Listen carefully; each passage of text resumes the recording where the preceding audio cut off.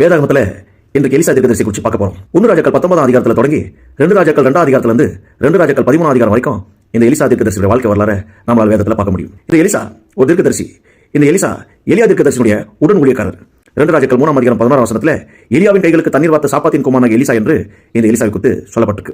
Elisha இந்த 2 தீர்க்கதரிசிகளும் இஸ்ரவேல் கோத்திரங்களுக்கு அவங்க தீர்க்க தரிசனம் சொன்னாங்க. சாலமோனுடைய குமாரன் ரெகொபெயாம் காலத்துல இஸ்ரவேல் யூதா என்று ராஜ்யம் இரண்டாக பிரிஞ்சிருச்சு. இந்த இஸ்ரவேல் கோத்திரங்களுக்கு தீர்க்க தரிசனம் சொல்ல வந்தவங்க தான் இந்த எலிசா தீர்க்கதரிசிகள் எல்லாம். எரேமியா, ஏசாயா இப்படிப்பட்ட தீர்க்கதரிசிகள் யூதா கோத்திரத்துக்கு அவங்க தீர்க்க தரிசனம் சொன்னாங்க. இந்த எலியா தீர்க்கதரிசி கிமு 870 இருந்து 845 இந்த காலகட்டத்தில் ஆகாபு, அகசியா, யோராமு போன்ற இஸ்ரவேல் ராஜாக்களுக்கு அவர் தீர்க்க தரிசனம் சொன்னார்.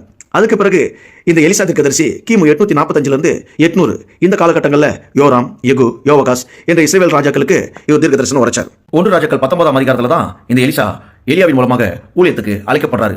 12வது ஏற்பொட்டி அவர் உழும்பொழுது எலியா தன்னுடைய சால்வையை எலிசா மீது போட்டு ஊழியத்துக்கு அழைக்கிறத நம்ம பார்க்கிறோம். 2 ராஜாக்கள் 2ஆம் அதிகாரத்தில் இந்த எலிசா முதல்ல செஞ்ச அற்புதம் என்னன்னா, எலியாவின் சால்வையை தண்ணீர்ல அடிச்சு அந்த யோர்தானை பிரிச்சு அவர் கடந்து வராரு.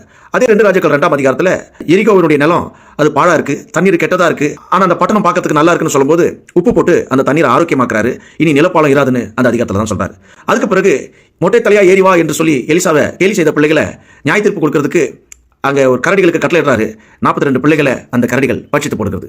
2 ராஜாக்கள் 3ஆம் அதிகாரத்தில் 17ஆம் வசனத்தில் காற்றையும் காண மாட்டீர்கள், மலையும் காண மாட்டீர்கள், இந்த பள்ளத்தாக்குகள் எங்கும் தண்ணீரால் நிரப்பப்படும் என்று யோசபாத் ராஜாவுக்காக அங்கே எலிசா ஒரு தீர்க்க தரிசனம் சொல்றதை இந்த 3ஆம் அதிகாரத்தில் பார்க்க முடியும். 2 ராஜாக்கள் 4ஆம் அதிகாரத்தில் தீர்க்கதரிசி ஒருவனுக்கு மனைவியா இருந்த ஒரு ஸ்திரீ எலிசா இடத்துல வந்து தன் கடன் பிரச்சனை சொல்றா. அப்ப எலிசா சொல்றாரு, உன்கிட்ட என்னமா இருக்குன்னு, என்கிட்ட ஒரு கூட என்னதான் இருக்குன்னு சொல்றான். அந்த எண்ணெய் கொண்டு அற்புதம் செஞ்சு அந்த அம்மாவோட கடன் பிரச்சனையை அந்த 4ஆம் அதிகாரத்தில் நீக்கதை நம்மளால பார்க்க முடியும். இதுக்கு பிறகு சூனேமேல் வீட்டுக்கு எலிசா போறாரு. அந்த அம்மாவுக்கு ஒரு பிராண உற்பவ காலத்திட்டத்தில் ஒரு குழந்தை பிறக்குன்னு சொல்றாரு. அந்த அம்மா எனக்கு போய் சொல்ல வேணாம்னு சொல்லுது. அப்படி இருந்தாலும் அவர் சொன்னது அங்கே நடக்குது. அப்போ அந்த அம்மாவுக்கு ஒரு குழந்தை கிடைச்சிருச்சு. ஆனா ஒரு நாள் அந்த பிள்ளை மறைச்சிருச்சு. ஆனா எலிசா அந்த பிள்ளைய உயிரோடு எழுப்பினதும் இந்த அதிகாரத்தில் தான் சொல்லப்பட்டிருக்கு.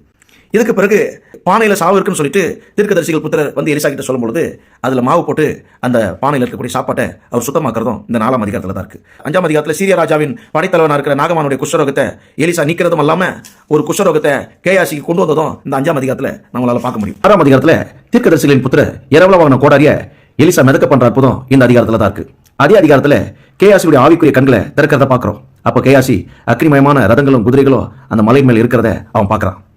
8ஆம் அதிகாரத்தில் ஆசைகள் சீரியாவின் மேல் ராஜா ஆவா என்பதையும் இஸ்ரவேல் ஜனங்களுக்கு அவன் நிறைய பிரச்சனை கொடுப்பான் என்பதையும் அவர் தீர்க்கதரிசனமா சொல்றதை 8ஆம் அதிகாரத்தில் பார்க்க முடியும். 9ஆம் அதிகாரத்தில் யெகூவை அபிஷேகம் பண்றதுக்கு ஒரு தீர்க்கதரிசி புத்திரனை எலிசா அனுப்புறத நம்மளால பார்க்க முடியும். இதோட 13ஆம் அதிகாரத்தில் எலிசா மரிக்கும் பொழுது அவருடைய பிரேத கல்லறையில இன்னொருத்தனுடைய பிரேதத்தை போடும் பொழுது அந்த பிரேதம் எலிசாவுடைய எலும்புகளில் பட்ட மாத்திரத்தில் காலூண்டி நிற்கிறத நம்மளால வேதத்தில் பார்க்க முடியும். இதுதான் எலிசா செஞ்ச கடைசி அற்புதம்.